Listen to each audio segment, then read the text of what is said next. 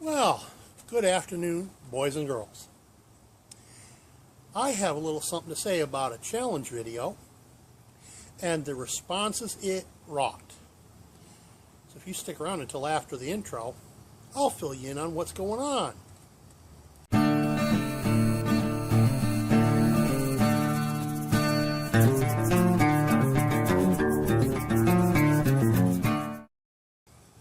Well, I'm glad to see you stuck around. Okay, this is a response to Country Prepper, Prepping Princess, and I'm sorry, I forget the other gent's name. He's the one that started this thing about the what if scenario. So I'll put links to all their channels down below in the more info box. Now, for starters, I'm going to speak to Country Prepper. Jeremiah, listen up and listen tight. John Wayne. And yes, the cup means exactly what it says. If I were any smarter, if I were to learn anything more, I'd be a threat to national security. Given to me by a prof back when. I have a small issue with what you had to say in your response video. Most of what you had to say is spot on, but here's the thing. You said you're in Ohio, so you're pretty well safe from the grid down situation. Maybe not. Here's the thing. There are 3 grids in this nation. The least vulnerable is the Texas grid. The most overtaxed is the eastern grid. That's the one you're in, dear boy. And then there's the western grid.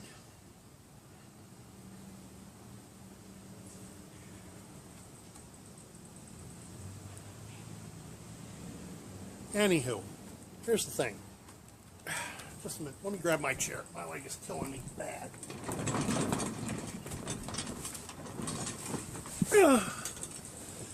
That's a little better. Get down on the level with you. Instead of having you guys look up at me. Here's the thing. The West, according to the scenario offered, the West grid goes down from an EMP. Just where did the EMP happen? Of course, it's going to be up in the sky somewhere. Probably around 25 to 30 miles up. But where geographically was it directly over? Okay. Here's the thing. If it's, say, like right over Frisco or LA, that's going to take out the western third to a half of the western district.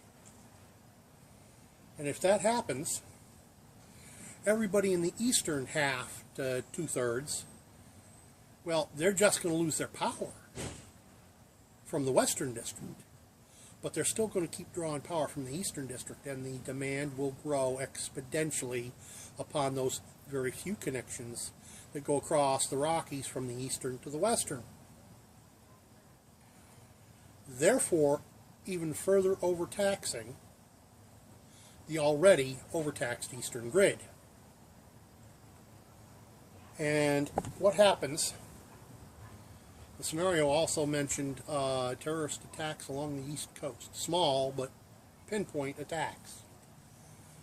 Well, here's the thing, boys and girls, if anybody's been paying attention at least as much as I have, everything I've read, heard, seen, leaves me with the unescapable conclusion that right now, as things sit, right now, if terrorists were attacking just individual facilities in the eastern grid, it would take 6 to 10 facilities to be knocked out to take down the eastern grid. What if that happens after the western district is knocked out? The eastern district is extra taxed trying to supply electricity to those whose equipment hasn't been fried by the EMP, which pushes the eastern grid to the breaking point. At that point, I would believe that just one facility knocked out would plunge 90 to 95% of this country into the dark completely. And where would that one facility be? Well, again, I'm not an electrical engineer, so I can't say for sure. But from everything I've read and heard and seen, I'm drawn to the inescapable conclusion that it would be in West Virginia.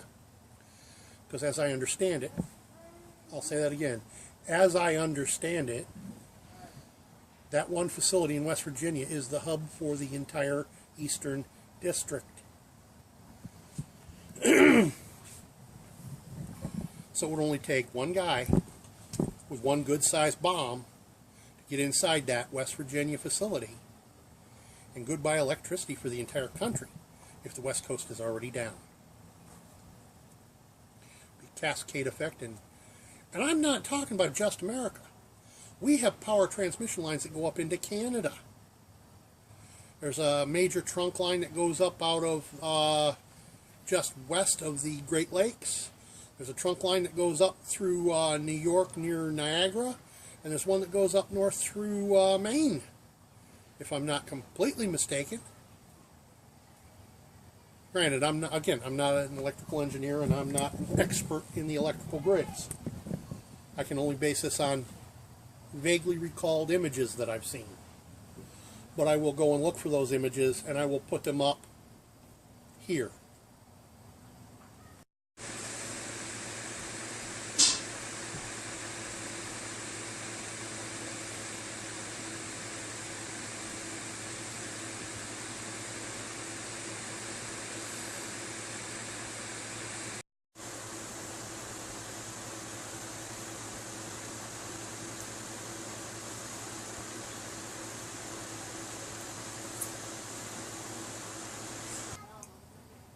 Anyhow. Yep.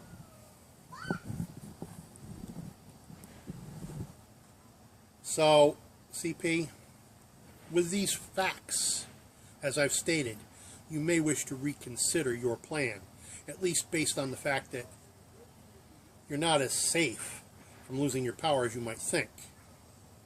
You might want to consider a means of providing your own energy.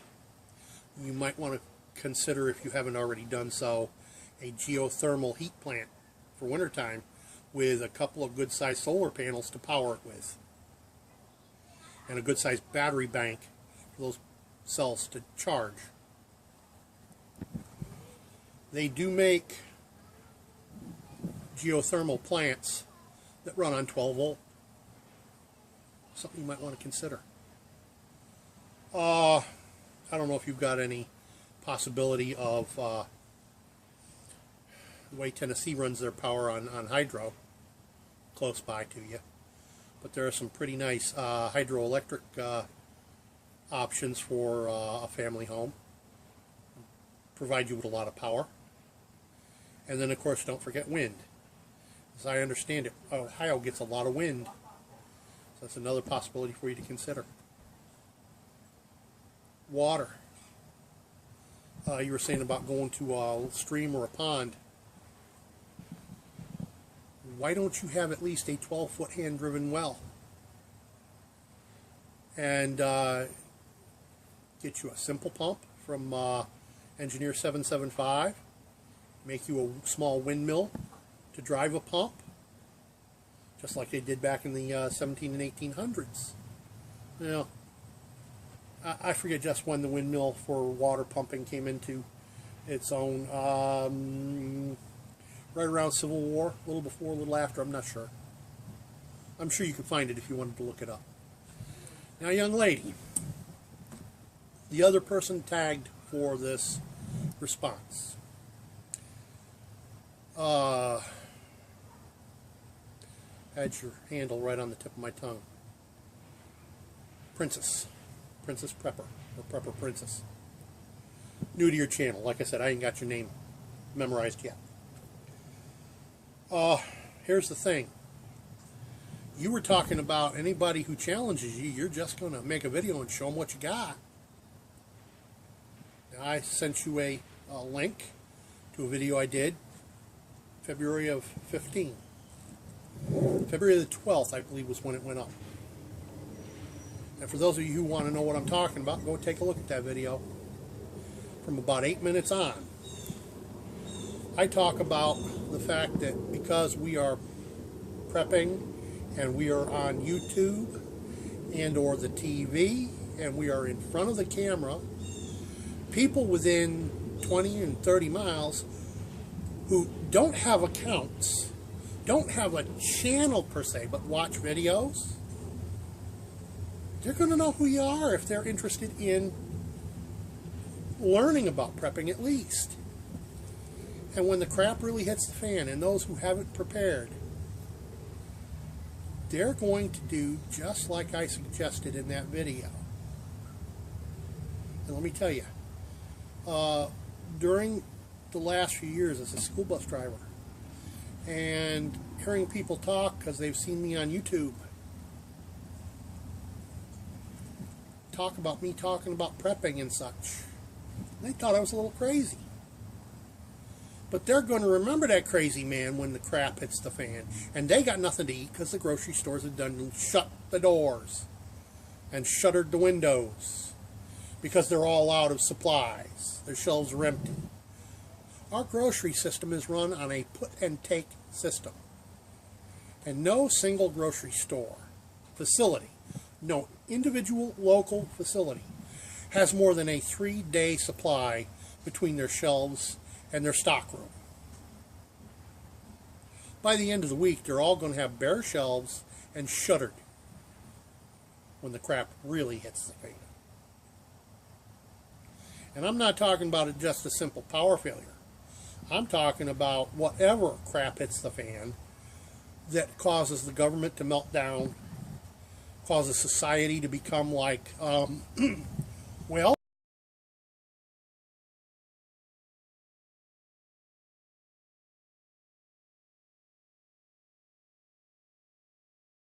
because I'm forgetting their names again too. I thought they were interesting concept programs, even though they were fiction when they were being made. The potential for what they portrayed actually coming true, astronomically high the possibility of it actually happening. Very low the possibility that it won't. The only question is when and what particular odor of crap is going to hit the fan. So the only thing we can do as preppers, and I'm really not, I prefer to consider myself a survivalist more than a prepper. Because I plan on being the guy everybody comes to. That is if they know where I'm at. I'm the guy everybody's going to come to make them a knife or fix the hinge on their house or whatever, and want to pay in barter when the crap hits the fan and the US dollar ain't worth anything but a butt wipe. No, I haven't shown any blacksmithing videos. You haven't seen me do gardening. You haven't seen me do a whole lot along those lines. What you've seen me do is concept videos on how to make your own. That's where I decided to put most of my effort into. Trying to teach people to think outside the box. You're just going to have to take my word for it that all of these other things, at my age, if you think I haven't done them, you're fooling yourself. Okay, I won't say that I'm a super blacksmith like, God, now I draw a blank on his handle. Fell over in Great Britain. I watch his channel, though I'm not subbed to him anymore. And I'm sure a lot of you out there know exactly why I say that. Damn, that's good tea.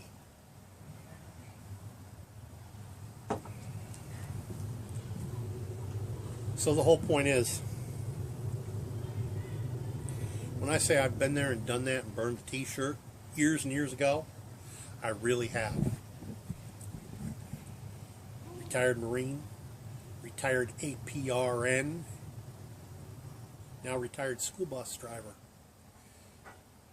At my age, I turned 72 in October. You think that I'm not telling you the truth? So be it. I'm not trying to convince you of anything. I'm offering knowledge freely to anybody who's willing to sit and listen. Vembrato Smithing and Woodcraft. Peace out. By the way, don't forget to